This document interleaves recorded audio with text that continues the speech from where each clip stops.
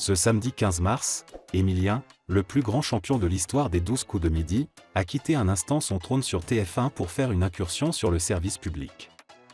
Invité par Léa Salamé dans Quelle époque, le jeune homme de 22 ans, qui cumule à ce jour 2 147 637 € et 19 voitures, devait revenir sur son incroyable parcours.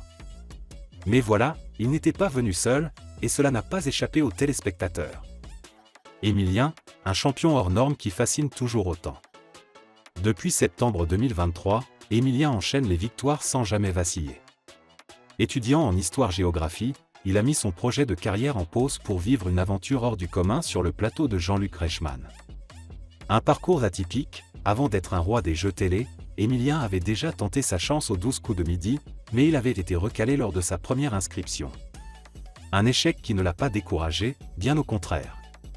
Un palmarès impressionnant, en plus de sa cagnotte record, Emilien a remporté de nombreux cadeaux, notamment des kilos de bonbons et 19 voitures. Une fortune qui suscite l'admiration, mais aussi l'interrogation, que fera-t-il de tout cet argent? Jean-Luc Reichmann vole, encore, la vedette à son protégé.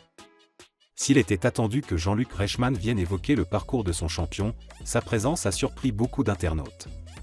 Pourquoi accompagner Emilien comme s'il était son porte-parole? Pourquoi monopoliser autant de temps d'antenne? Sur les réseaux sociaux, les critiques ont fusé. Ce constat revient souvent, Jean-Luc Reichmann semble être plus qu'un simple animateur pour Emilien, il est devenu une figure paternelle. Mais cette complicité assumée ne plaît pas à tout le monde, certains estimant que le jeune champion aurait mérité de briller seul lors de cette interview. Emilien en retrait, mais pas dérangé? Discret et humble, Emilien ne semble pas être du genre à réclamer la lumière.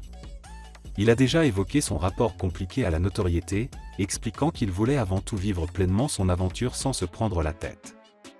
A-t-il lui-même ressenti cette mise en retrait? Ou au contraire, était-il soulagé de laisser son mentor occuper le terrain médiatique?